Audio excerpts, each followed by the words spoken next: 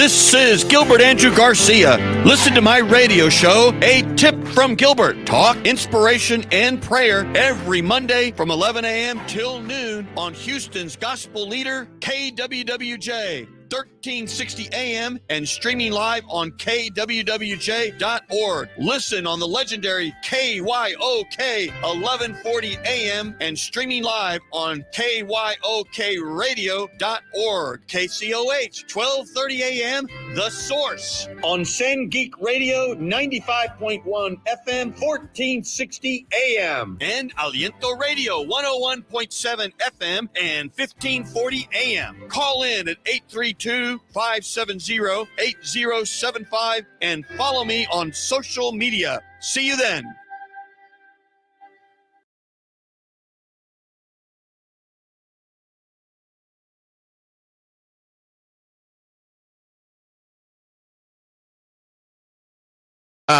There we go with another episode, and we're going to have Representative Jarvis Johnson here in just a few minutes. But until I have him, I have, of course, Ruby Day. Welcome, Ruby, again. Gilbert, how are you? Good. You know, a couple of things before we get started, because there's so many things that have been in the paper. And one of the things that really has been getting me is, you know, DEI, diversity, equity, and inclusion, is really about, well, you know, I'm going to save it for the representative. I want to get his view on it. I did see my daughter's choir, and they sang, you know, all these wonderful songs, and they all did solos. They're like 15 girls, and they all did a solo. And I got to tell you, it was wonderful. Oh, how incredible. I know. I just about cried with my daughter because she sang our favorite song together, Willy Wonka, Pure Imagination. That's a great song. So you can imagine what that did to my heart. Oh. But I'll tell you, Houston, one thing that really is quite fascinating is all the student protests. Yeah, it's incredible. It's incredible. And of course, it's going on all over America. And I think these universities are doing the absolute wrong thing. And I remember the first time I really noticed something is they had a couple of university presidents before Congress. And one of them is my old friend, Liz McGill. And I know her. She's the president now of Penn, one of the Ivy Leagues. Right. Or was. There's not a racist bone in her body. She's phenomenal. Yeah. But I do think that they weren't acknowledging the problems around anti-Semitism that's going on in the universities. And what was amazing to me is what started out as just really a small group that was trying to get the government to divest from bombs has now turned into a whole new thing. Yeah, I've seen some of those videos and those pictures. I mean, it's incredible how scary it must be for those students to be, you know, here at UT. They sent in the National Guard. They had these police officers on horses that were, I mean, can you imagine being face to face with a... I have been to some of these, you know, moments where they have police all there to prevent riots. I've seen that in New Haven. I've even seen it here in Houston. When those horses are on there, they are so intimidating because they're, first of all, way above eye level. Yeah. They're big, they're strong, and they have them trained. So they have a way of getting their neck, which is powerful, and pushing you back. Right. And that's how they, you know, they won't touch you, but the horse will. Yeah. It's quite intimidating all the way around. Yeah. Yes. But no, I saw it, and I think these universities would do better by just letting the kids protest. Why not? Yep. You know, in fact, instead of trying to stifle them, they should encourage them. Thank God you guys are getting involved in issues today.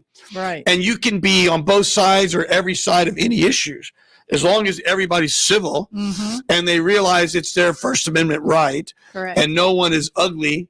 Well, my goodness, let them be there. I agree. I remember, Ruby, when I was in college, and I'm now going to date myself, it was all about South Africa. And we all remember how awful apartheid was. Right.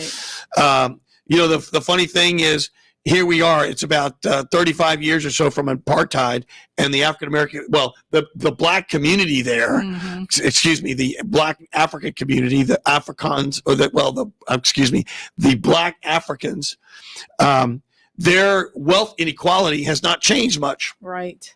That's right. In other words, it hasn't really improved economically for them. Right. And the main party that's been in power all this time is really in jeopardy of losing power for the first time ever since they changed apartheid rules. So it'll be very, very interesting. But I remember when I was there in college, there were all these, manufactured shanty towns, right? All these, and they did it on purpose to make it look like a shanty town. Right. And I remember there were students all over sleeping there on the grounds and the tents. Now they didn't have fancy pup tents back then. Nowadays, if you see all the tents at Columbia and all these, they're nice pup tents. Yeah. So it wasn't like that. And at the end of the day, you're exposed to the elements if it rains or it's too hot, and you're sleeping on the floor, and there's ants and all those sorts of things. And the university just let them protest. Right. And then you know what happened? After a period of time, they got tired and they just stopped. I think they should let them protest and let them talk about it. And I think it's great that young people are engaging, and hopefully people will take it to the next level, which is, and doggone it, why don't you vote? Right. That's so true. Now, I read something. I'm going to paraphrase it because I don't know for sure its accuracy. But of the $95 billion that's going to Israel, Ukraine, and Taiwan, about $56 billion, according to the paper, is coming back to American companies that are making bombs. Yep. Can you imagine that? Yeah. I mean, That's terrible. Talk about, if you're in the bond business, I'm in the bond business. If you're in the bomb, as in explosives business, I guess business is always good. Business is booming. Well, that's a good one. And business is booming. Let's put in, I have Representative Theory on the line. I know we shortchanged her last week, so I want to get her on the line. So, Representative, are you there? Good morning. Good morning. I'm here. Well, first of all, I'm here with Ruby Dang. Representative Johnson's on the way. He'll be here in about a minute or two. But I wanted to make sure I didn't shortchange you again like I did last show. So tell me again, Representative, first of all, remind me, are you a Houstonian? I'm a native Houstonian. I've been born and raised in my district my whole life, House District 146. I was born in the South Park community in Southeast Houston, and then grew up over, we moved, and I moved over to the Westbury community in Southwest Houston, so I'm a graduate of Westbury High School. Oh my goodness, congratulations. And what were y'all called? What was your mascot? So we were the Rebels back then. The what? Very controversial because they had a Confederate flag as the mascot. No kidding. And when I was in 10th grade, I was on the yearbook committee, and I was part of one of the few black kids who was in the school at the time. And we put together a committee to try to change that mascot from the Confederate flag to something else. And so I was part of that initial movement from 10th to 12th grade. And they didn't do it before we graduated. But to this day now, we are no longer the Rebels, and I believe it's the Huskies or the Wolverines now. Wow. It's interesting that we take it for granted when we look around, and you don't realize all the symbolism that's around, that when you really look at it, it's really meant to hold African Americans down. Think about this. When if you look at if you're going to go buy a house, people will say just off the top of their head, oh, well, that's the master bedroom. It's like, where did that come from? Right. Well, guess where it came from? That's where the master slept. Right. We take all these things for granted. You know what? We've got to change our language. Yeah, people don't know the history of things, and that's why it's so important that we keep speaking truth to power. We empower our people, young people with knowledge, because they would have no way of knowing that. A couple of years ago, I passed a bill to rename part of 288 Highway after Barbara Jordan because my Right. mother marched with her in the civil rights movement at Texas Southern University. And I was surprised. I'm so glad I did it. We had a big, beautiful unveiling ceremony. But so many of the young people, even in college, they were asking me, who is that? Who is Barbara Jordan? Well, that's terrible. That's terrible because they should all know a hero or heroine like Barbara Jordan. But let me go back for a second because here's another one that gets me, and I've been guilty of it. Is you don't think about it. When you remember that game, Hangman. Where did that come from? Think about that for a minute. I mean, why in the world would we have a game that somehow is supposed to make hanging looking sort of like cute or something like that? I mean, there are these things in our minds that we take for granted that if you go back to the origin, we should be all changing all of these things. Representative, we just got your colleague, Representative Johnson here. This is Representative Theory. She's calling in to say hello to you, and she was just talking a little bit about what's going on in her neck of the woods. Oh yeah. Hey, how you doing? Hey there. Good morning. Morning. So, Representative, real quick, Theory, I want to go back. So, you're native Houstonian, and what is your professional? So I am a lawyer by profession. Sometimes people say, what do you do in your real life? I know that. But my other life, I've been an attorney for 27 years. I tease people and say I got my law degree when I was 10. But I know that. Yeah, I want to stop aging. But actually, I have been a lawyer a really long time. So when I left Westbury High School, I went on to Howard University, HBCU in DC, graduated from there with a communications degree, came back and went to Texas Southern University, Thurgood Marshall School of Law, TSU proud, and got my law degree and was the first Black woman to work at one of the top 10 firms downtown, Jackson Walker. And then I went out, Gilbert, and hung up my own shingle because I wanted to be close to the community. I wanted to represent everyday people instead of corporate. And so I that for 20 years before I became a state rep. And have you enjoyed being a rep? And when you were young, did you think one day I'm going to run for office? I never thought that, but I'll tell you something prophetic, and I'll try to tell this story without getting emotional. But remember we were talking about Barbara Jordan earlier? My dad, who passed away 3 years ago, used to say, when I was in first grade, I was one of the first Black kids at my elementary school called Pat Neff in Sharpstown. And I had a teacher, elderly white lady, that did not want to put Black kids, specifically me, in what's called the top reading group. She just felt that was not, that we could not excel that way. And so I challenged her on it and told her I deserved to be in the top reading group because I didn't need to read with a bookmarker. And she told me to my face, we've never had a colored child in top reading group, Sean, and we're not about to start with you.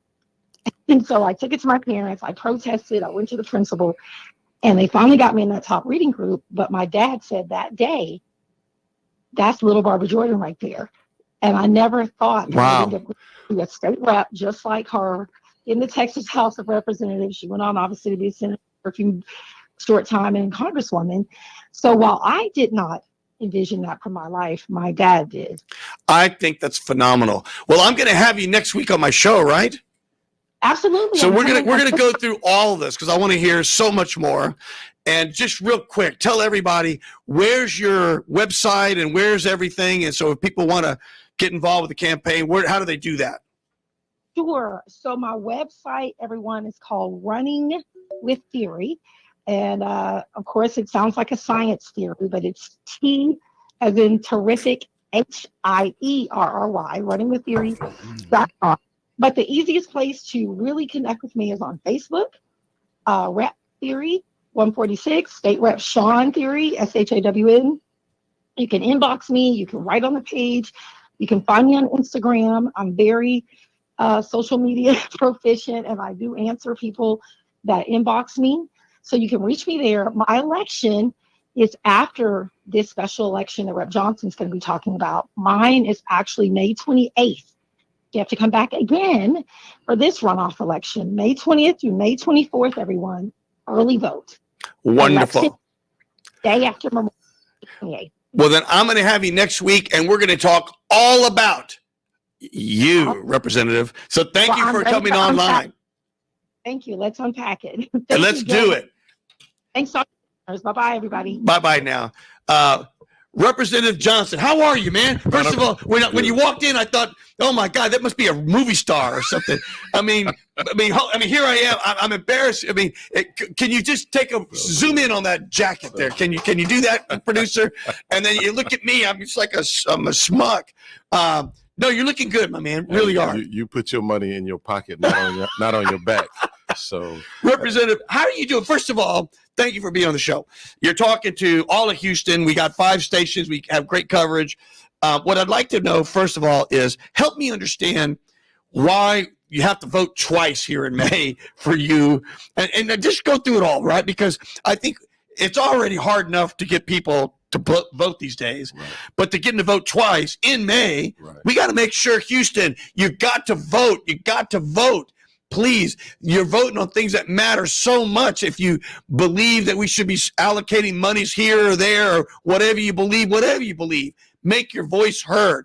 So, Representative, tell us why is it we got to vote twice? So this is the special election that we're going through because when Senator Whitmire went on to become mayor, he left the seat vacant. And so the seat cannot stay vacant for a certain period of time. So therefore, there has to be a special election to fulfill the remaining time of that was left on the books for Senator Whitmire. Okay, so hold that thought. When is that election? That's right now. It's going on right now. Early voting started on April 22nd, and the election is on May 4th. So on May 4th. Yes. And you have an opponent, right? There's 2 of y'all? Yes. One of y'all will serve all the way to when? To November? Till January. Till January. Okay, yeah. But that doesn't mean you're going to have it for 4 more years. No. And that's why the election is. Yes. So then the runoff election is May 28th.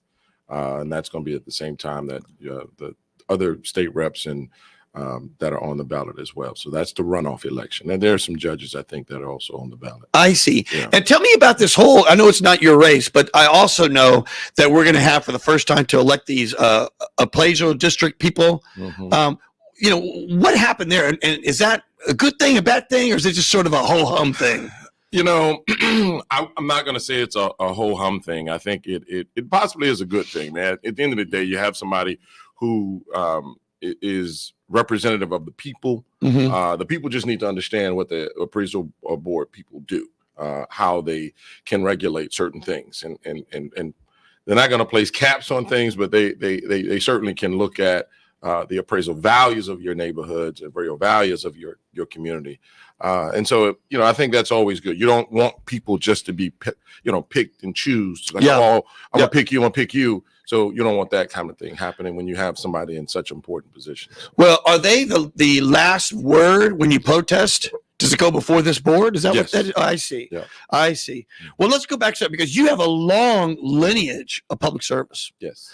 Tell us about that. So I started my life in public service a long time ago. Well, tell us about your family, though. I mean, it wasn't your mom. I was going there. Go the whole thing. I want to hear it all. My mom is Cleo Glenn Johnson. She used to work for the late Congressman Mickey Leland. It's kind of where I cut my teeth in politics. She used to work in his office as one of his constituent services and also worked with the veterans benefits from his office. But she and Mickey had been knowing each other all their life. So at the end of the day, I mean,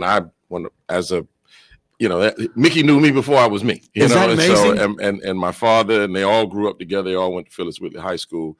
And then from there, working for Mickey and my mother being able to build his youth task force, and she was over that. I was one of the founding members of the youth task force. So I kind of got involved in politics a lot earlier. I never wanted to be involved in politics. That was not my thing.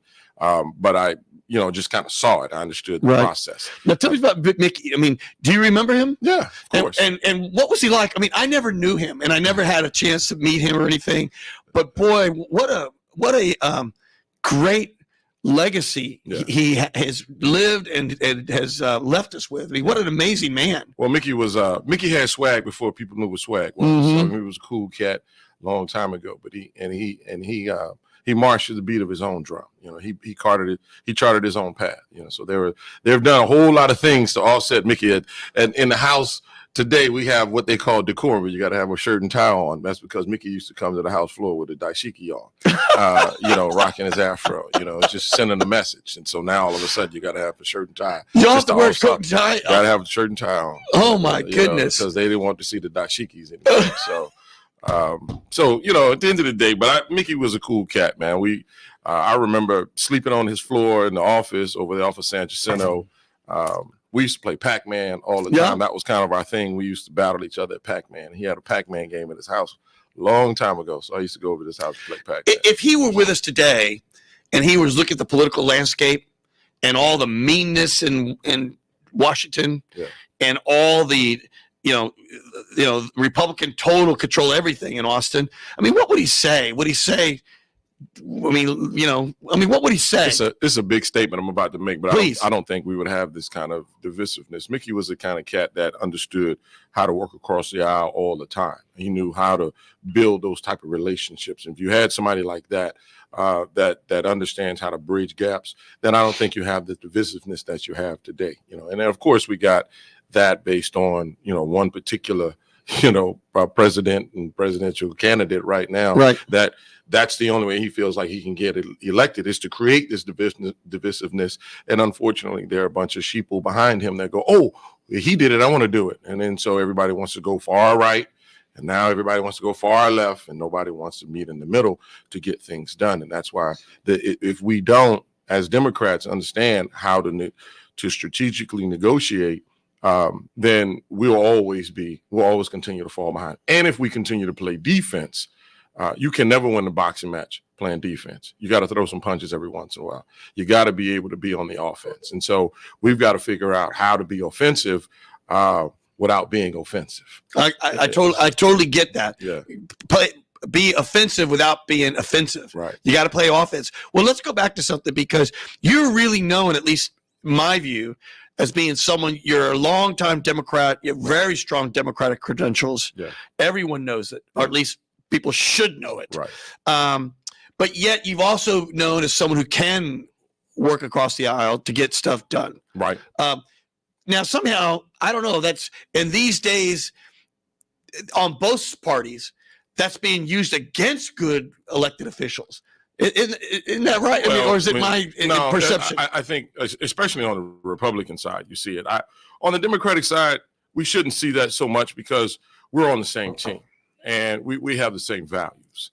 I think when you get into these novice, candidates, people who've never worked in politics before, people who've never been a part of the process, they're on the outside looking in and going, oh, well, it should be this way. Yep. And then they try to come in and be disruptive.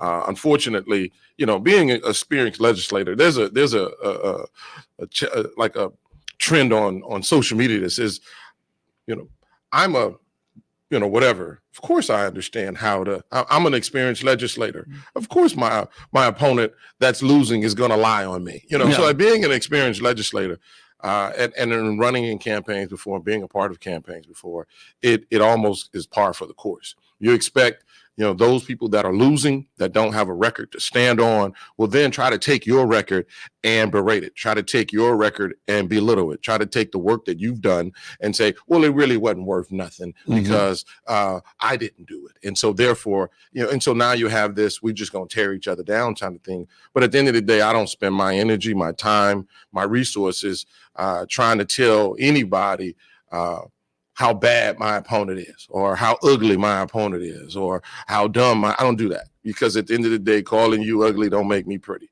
So I'm going to stay focused on the issues that matter to my constituents, that matter to the voters, and leave the rest to simple-minded people. Well, let's go back.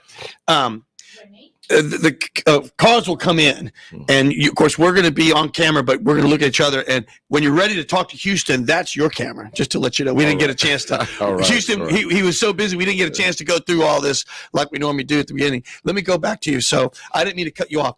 So your mom and you cut your teeth with Congressman Leland, and then when you were in high school, did you ever think to yourself, "I'm going to run for office one day"? I mean, you didn't, right? Or did you think? No, or did you think one day I want to be like Mickey? No, I didn't. What I realized, because when I was in high school, I went to a school called Chinquapin. Chinquapin is a very small, school, boarding school, but top echelon in terms of grades and is it still around? Yeah, it's still around. Yeah, I know of it well. And so I went to Chinquapin, and generally in school, the president of the student body generally went to the valedictorian or to those who were the smartest in the group.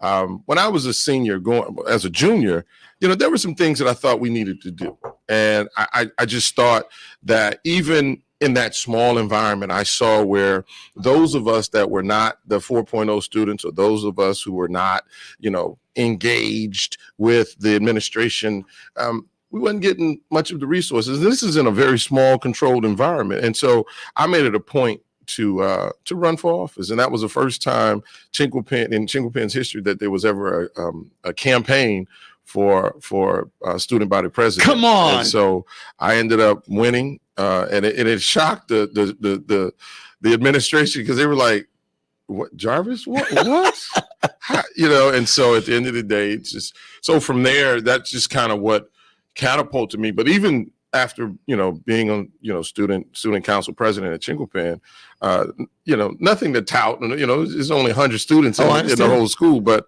I never still thought I was going to get involved in politics. The only reason I got involved in politics is I was running an after-school program. I was 22 years old. I was a senior at Texas Southern University. I was running this after-school program. The Houston Rockets heard about my program one day. A lady came by, saw the work that I had done. I was there by myself. I had about 50 kids in this little small building.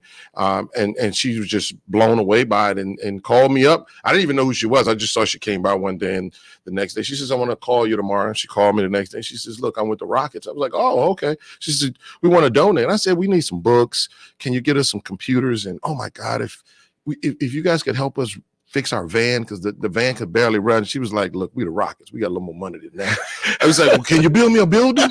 And she was like, "Yes." Come on. And so they ended up building this beautiful building. And I made it a house. I didn't want to build a building because the children go to school every day. I wanted children to see. I wanted the neighborhood to grow. And so we built this beautiful home built by David Weekley. But long story short, unfortunately, there started to be rumors that I was going to run for office. My mother had already run for city council once. And so there was this rumor that I was going to run. And lo and behold, every week, the fire department was coming by my building. And eventually they ended up closing the building down because they red tagged it because we didn't have an occupancy permit. And then so being, again, I'm 22, I'm 24. You probably didn't even know that you had to have one. Right. I mean, and then when they built the house, we just didn't understand the rules. I mean, I was a young cat, and at the end of the day, so when we went to city council and I brought all the children, all the parents, neighbors and everybody, so we filled the chamber and we were telling the stories. The children told the stories. The parents said, "Look, we're in the midst of all these drugs, prostitution, gangs, and Mr. Johnson and Phoenix Outreach is the beacon of light that we need. We can't close it down. We're next door to a hot sheet motel. He keeps those prostitutes off these corners, blah, blah, blah, blah, blah." And everybody was like, all kind of engaged, and they was like, "Oh, okay, next." And I was like, "Wait, is anybody gonna fix the? Y'all let us sit up here for an hour? Is anybody listening, talking about the problem?" But nobody addressed it and said, "Hey, permitting department, let's go over there and let's find out what the problem is." And if necessary, and I don't want no handouts, but if necessary, how can we help? Is there any grant funding we can help them with? Can we go back to the Rockets? Can we do? But they just kind of shooed me out the door. And I said right then, I'm running for office. And I decided at that moment, I'm going to run, because you don't overlook the community. And I thought those children were overlooked, the parents were overlooked. And and they were trying to close our program down. What a great story. We have a caller already. Is there a Renee on the line? Renee, are you there? Renee. Can you hear me, Renee? All right, we'll get Renee back in a moment.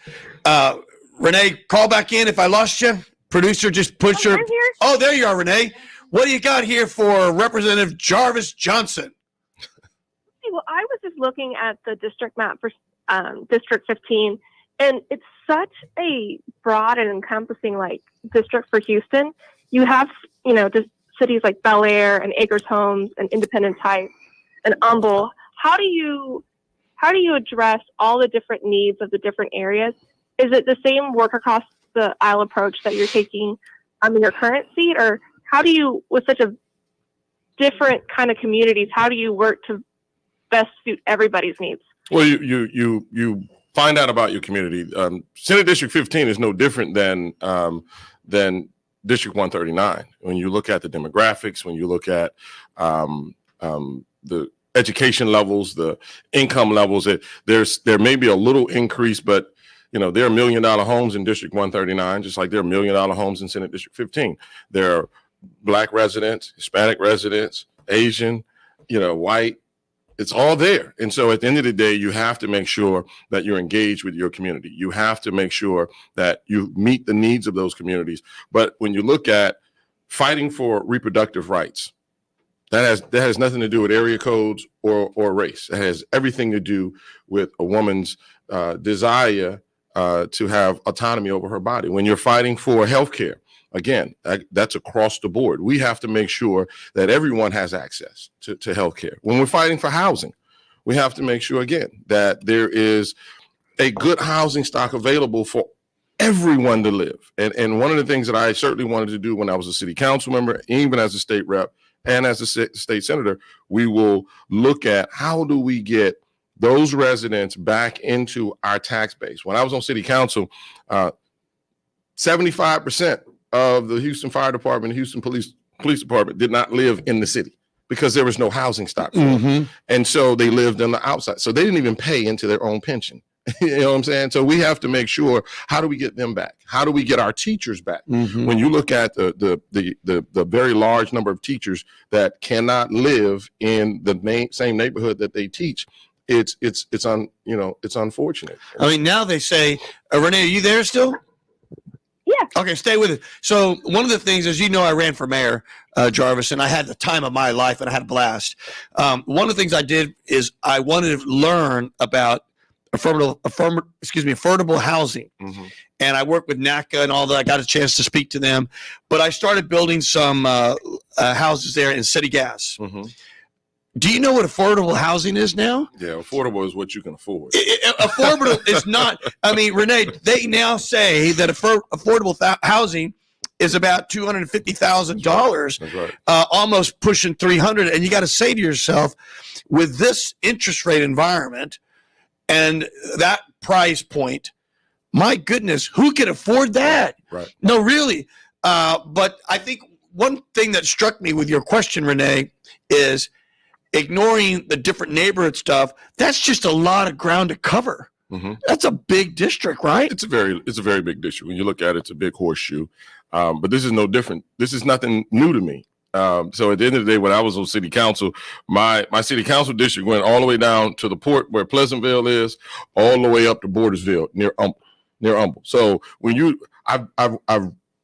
I've done this before, so I understand the needs and I understand the necessity to be all over. And that's why it's going to be my goal to make sure that we have satellite offices throughout the district so that people can have access to be able to come to my office and they don't have to travel such far distances. Somebody who lives in Bel Air doesn't have to go all the way to Acres Homes, or somebody in Humble, right? Shouldn't have to come all the way down to Pleasantville and vice versa. So we're going to make sure that we address the needs, but the needs don't change. The needs of Senate District 15 is no different than the needs of District 139. The needs are very similar.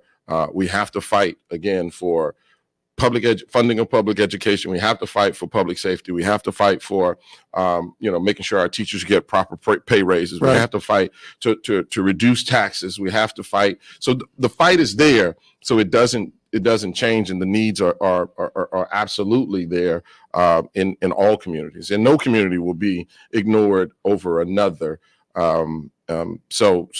Because there's always been that talk. Well, he's in District 139. He'll only focus on District 139. That's just an absurd. That's an absurd statement. But that was from my opponents at the time. But just simply because the footprint has grown does not mean that I'm not going to grow. So my footprint grows just as well with my district as the district grows. Thank you very much, Renee. Any other question you got there for us? No, I think that was really helpful. Well, thank you so much for calling in. So, Representative, let's go back to something. If I were to lay out, and I should know this, but I don't, you were a councilman on District B. Yeah. If I were to lay B with your representative district, with the Senate district you're running for, which is bigger and how much is within what? I mean, how does that all work? Well, Senate District 15 is obviously bigger than most congressional districts with close to 1 million residents. District 139 sits almost 100% inside of Senate District 15. The only thing that does not sit inside is anything north of 1960. So my district at 139 goes a little bit beyond 1960, but Senate District 15 doesn't. And then my city council district used to consist of Acres Homes, Pleasantville, and some of the other areas in the north. And so the familiarity with the community is already there. When you talk about my old city council district, as well as my state representative district, that we're almost talking about, 40% of the district has familiarity with me based on the work that I've done in the past. Because District B is 162,000 residents. The State Rep District 139 is close to 200,000 residents, and then Senate District 15 is close to 1 million. Wow. Well, let me ask you this.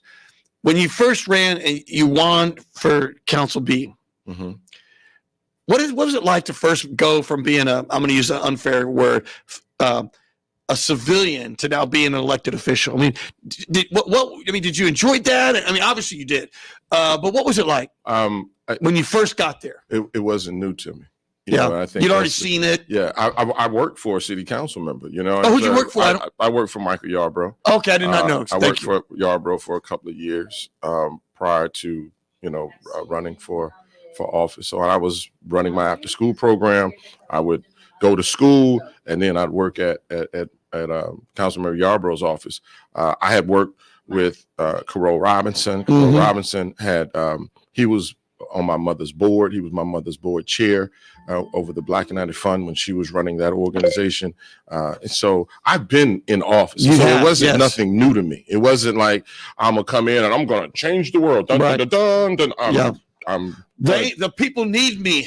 And so it wasn't, and while it still was, as now the council member, it was still a lot to take in, but it wasn't like I was drinking water through a fire hydrant because I'd already been down this road. I'd already sat in the seat. I've already, visited the communities. I've already known the issues. And so we already had a plan coming in. So it wasn't that big of an adjustment for me. And then, of course, when I ran for state rep, it was the same thing. I always challenge people, whenever you want to run for office, don't just run for office because you got a good idea. Everybody has good ideas. Have a purpose, have a plan, and at the very least, have worked in an office. Because I think the idealistic people can often be the most dangerous people because you really don't know kind of what processes are. And I'm not saying that you have to, that's not the requirement, but in every other field that we go into, any field that experience matters. Everybody wants an experienced lawyer. They want an experienced doctor. I just came from the eye doctor. I had a detached retina here recently, and I went to the eye doctor. And when I I tried to get in. It was very hard to get in some of these doctors because they just overbooked. The only doctor I can get in, I finally got in. And I got in, and then he looked in my eye and he's like, "Okay, we're gonna have surgery tomorrow." And I was like, "Whoa. First of all, I just happened to get in. I just wanted somebody to give me an opinion and give me some." He was like, "Look, you can wait and go blind, or you're gonna have the surgery tomorrow." And so I'm like, first thing I started doing, I'm started weighing it. I'm like, I don't know this cat. I don't know this guy. I don't know this doctor. I didn't even look him up. I don't know. Yeah. I'm not a big review person. Yeah. But at the end of the day, I want to know, right, how many times have you done this surgery? And then when I looked him up, and I was like, oh, he's done, this is what he does. He's done 1,000 of these, and so, and I started looking through the review. So the point is that we value experience in everything except politics. And I think that's the wrong thing that we need to do, because when you're talking about when I say your life is in a politician's hands, is truly how much taxes you pay, how much education is paid for, how we are have the ability of affecting your health and your access to health care, the ability for some legislator to tell a woman what she can and cannot do with her body, and you take that for granted and don't show up to vote and go, I don't want to vote. I ain't gonna vote. It ain't gonna make no difference. The vote that you don't take is actually the vote that you took, because you actually got somebody who was probably anti what you believed in, but because you didn't vote, you didn't get what you needed. Hold that thought. We have another caller already. Is there a Matt on the line? There is a Matt on the line. Matt, what do you got, my friend? You're here on a tip from Gilbert with Representative Jarvis Johnson. Nice to meet you, Representative. I actually had a question about insurance. Something I had picked up recently on Texas Monthly. They had said insurance premium in Texas jumped 23% last year, which is more than double the national rate increase of 11%. And I just had a thought of is this something that maybe the city can help handle with, or like the county, or does this have to go all the way to the state legislature? Of how do we get the costs of insurance to go down? Because as somebody who wants to buy a new home, Matthew, just because, are you a Matt or a Matthew? Matt, just in case for our listeners, do you mean like homeowners insurance? I just want to make sure it's clear. Yeah, specifically homeowners insurance. Okay. That's something that as a legislator, this is what we legislate.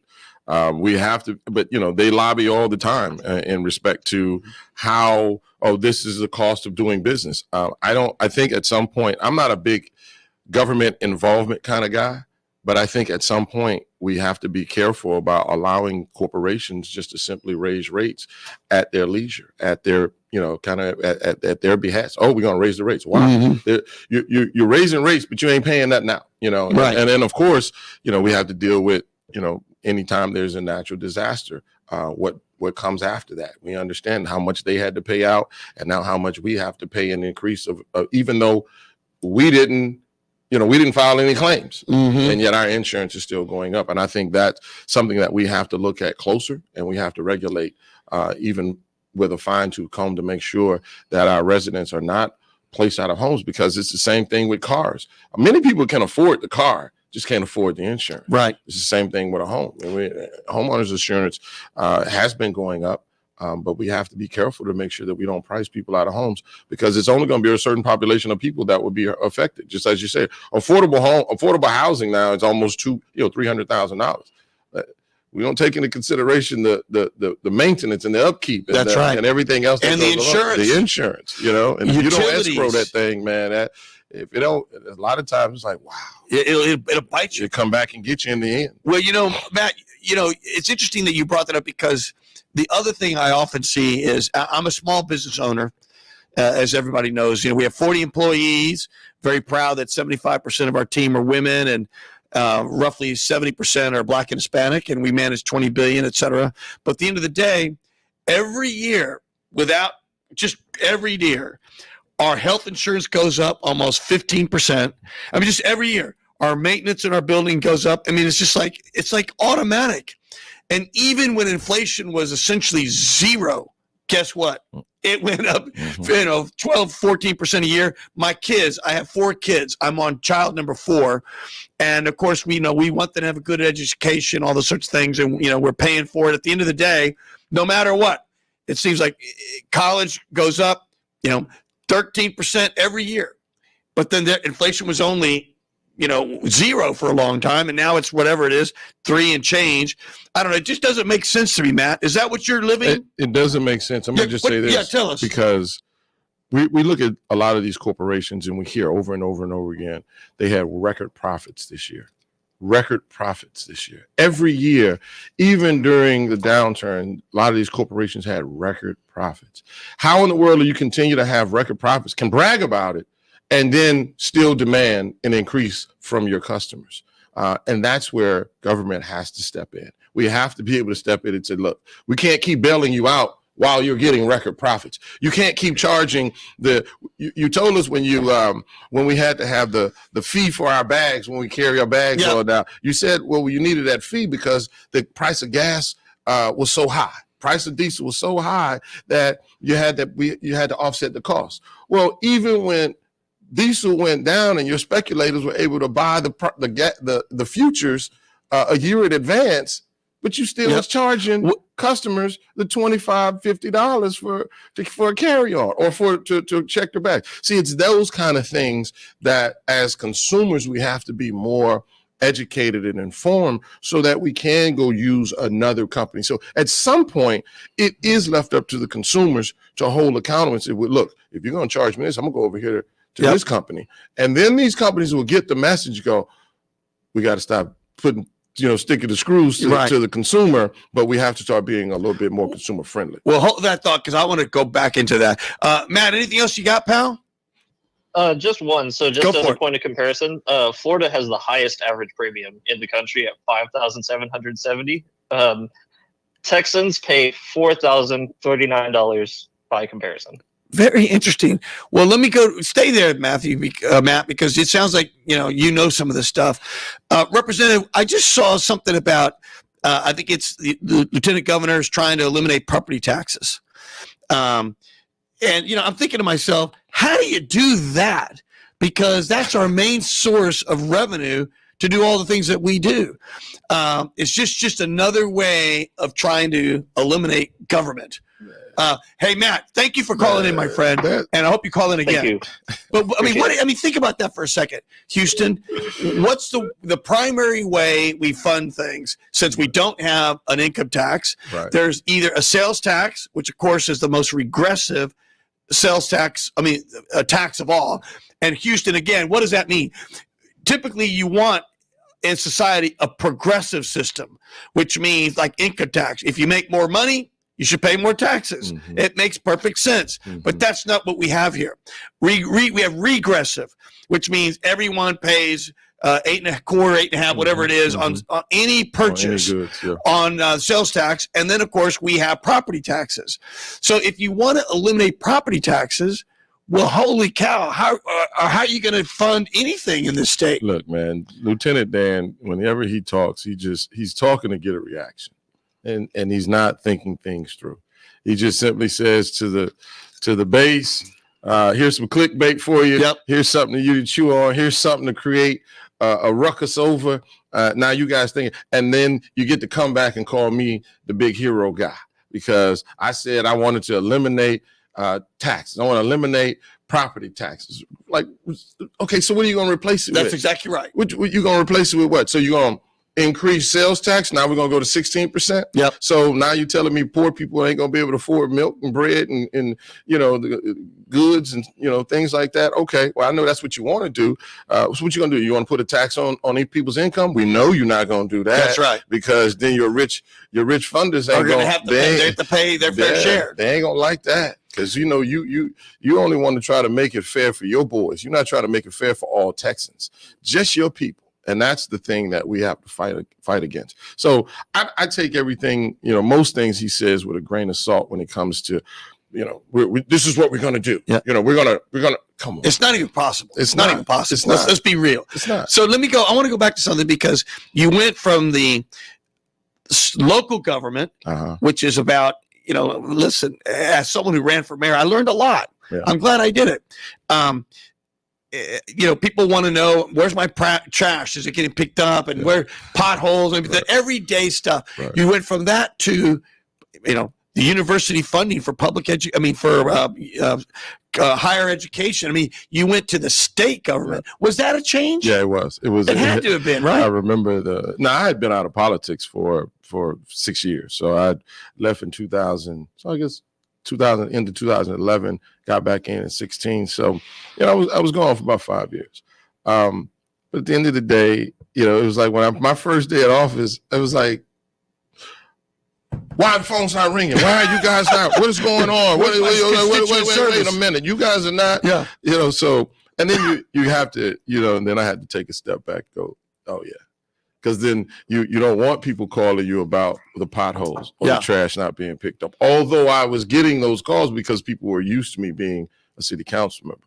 And so when they didn't get in touch with their city council person, I would get the calls. And so, so it was a bit of a transition just for a bit. But now, I create the laws. Right. And we dole out the money. And so it is a little different. It is an education for a lot of people because they want you to be engaged in the daily stuff.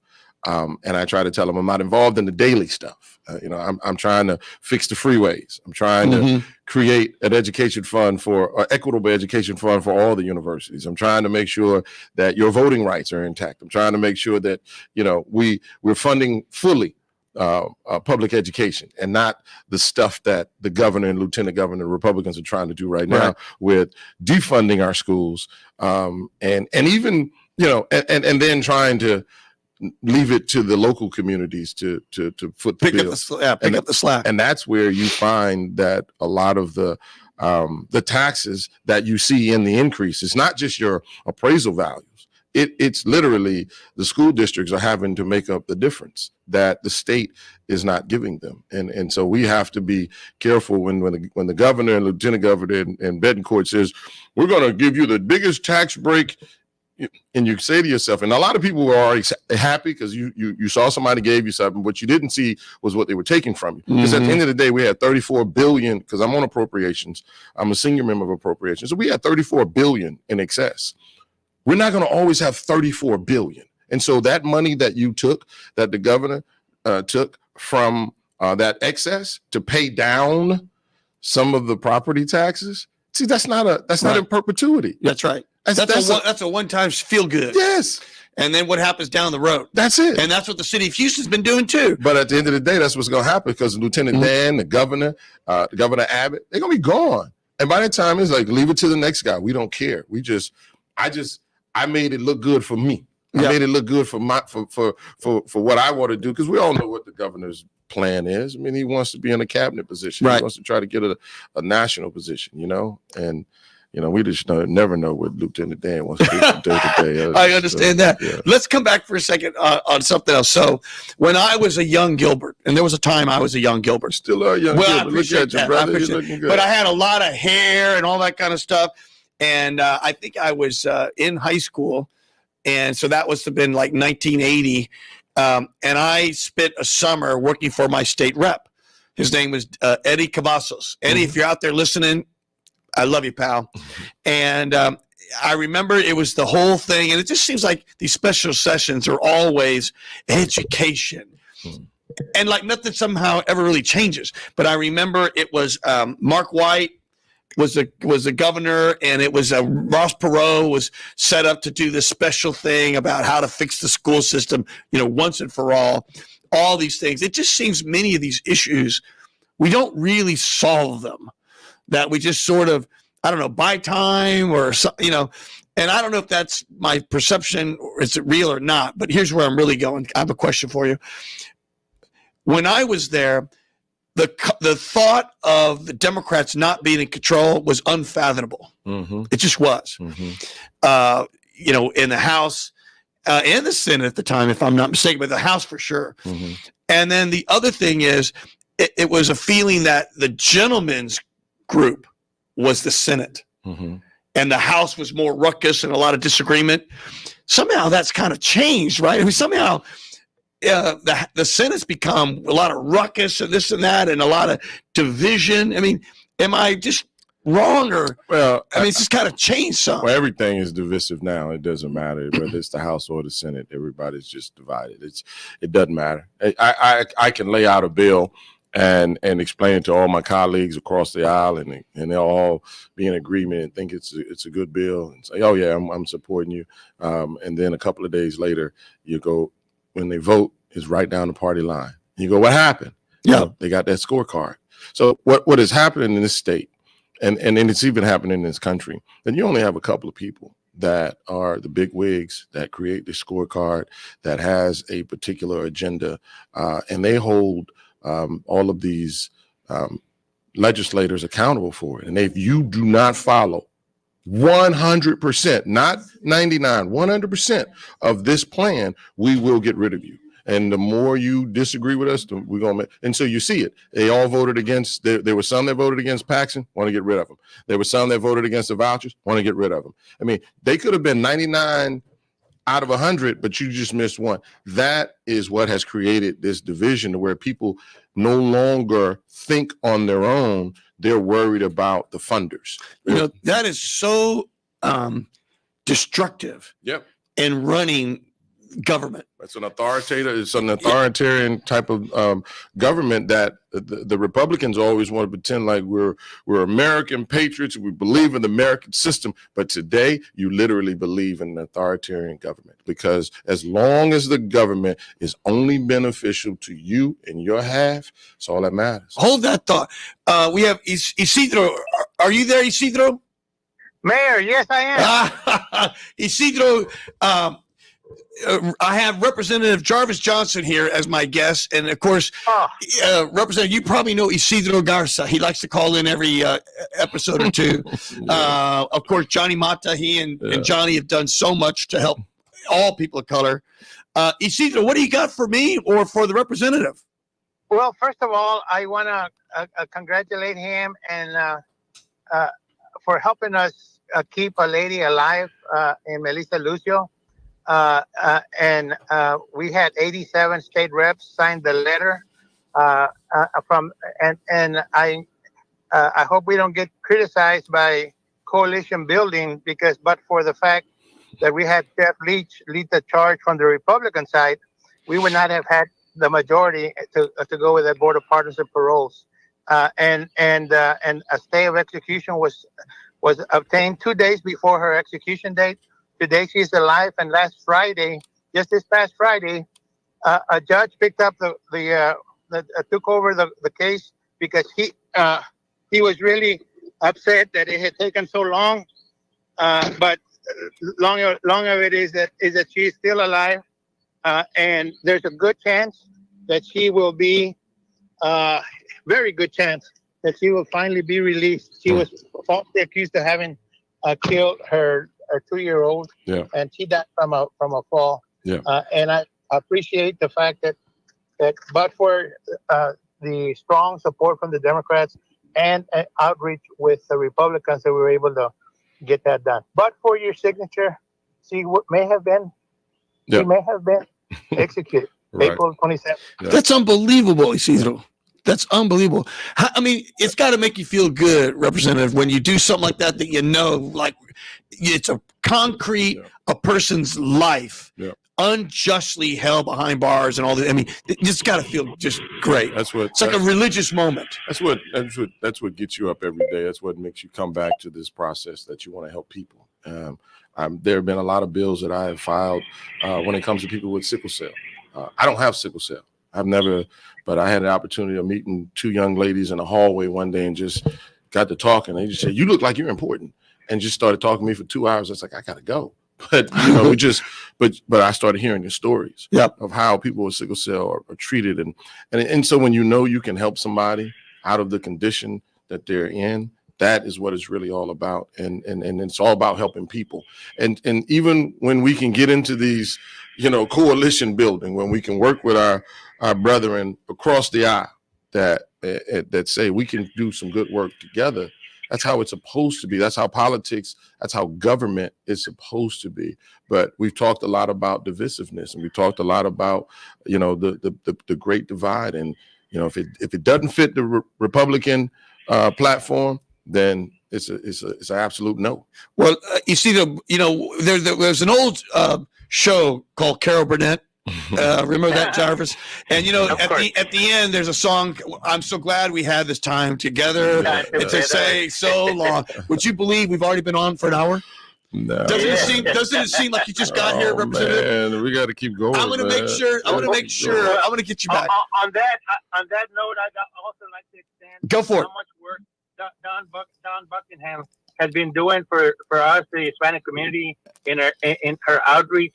She's a Republican Anglo, highest elected female in the state of Texas, and she's working very closely with us. So if you get any chance to meet with her, make sure that you express how deeply appreciative we are of her outreach. Well, if you would do me a favor, Isidro, would you extend an invitation for her to be on my show? Yes. I appreciate that, my friend. I know that she did something wonderful to give us more time with the Harvey money, and that would have never happened without her. Isidro, thank you for calling in. And also with congratulations to our President Biden. Amen. Because he made it happen. That's right. Amen. Can't forget him. Thank you, Isidro. Thank you for calling in. Call in again. Very quickly, Representative, I want to give you a last minute here, and we may not be able to have the commercial at the end and all that. How can we help you? Where's your next event? What's your campaign address? Where's the headquarters? Remind us where to vote here and there, everything. Go for it. All right, 1 minute. Jarvis Johnson for Senate District 15. Thank everybody for helping me become the leading vote getter in the primary.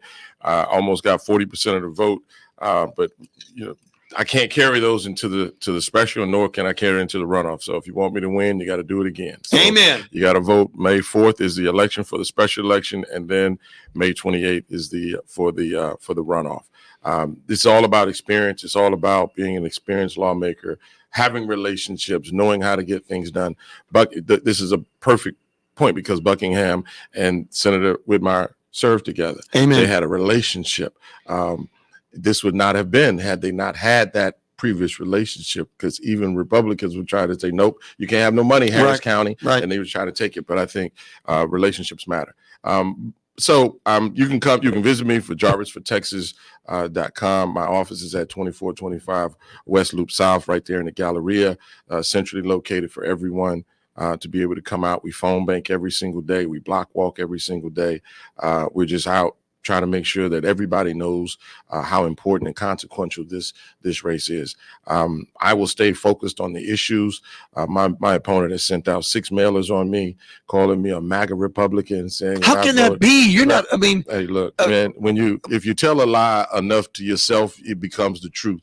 But when she knows the record that I have is impenetrable. You can't knock it. But not understanding politics, she says that I voted with the NRA to put guns in schools. What she didn't tell you is that the martial law has been around since 2013, which predates me, which allowed teachers to have guns in schools. What she didn't tell you is that I put an amendment on that bill to make sure that those guns that those teachers were carrying would not have to be in a lockbox. Wow. Inside the administrative office, not on their bill. So then she took that as to say, oh, well, he voted for guns in schools. Don't play with words. Yeah. See, this is why people don't like coming back out to vote, because they're trying to figure out who's telling the truth. Right. And you know what? Forget it. That is what is wrong. You probably have a ERA score of 0. Yeah. Of something like that. I know they have a score chart. NRA gave me an F. I've been having an F for the last four sessions. So we go round and round. The teachers unions are supporting me. So how in the world could I be for vouchers if the teachers unions are endorsing me? Houston Chronicle endorses me. How could I meant to talk about that. The congratulations. Planned Parenthood giving me 100% approval rating. So how could I have been against women's reproductive rights? These are the things that she's saying. But when you look at the common sense, you go, well, how do these people endorse him if you're saying just because you said it don't make What we're going to need to do, because I know we're right at time, I want to say thank you to Representative Johnson for all he's done. And I think we got to find a way between here and there to get you back. So, because I think it's important for people to hear a lot of this last stuff we just said. We went too fast. This is Gilbert Garcia saying thank you, and we'll see you next time.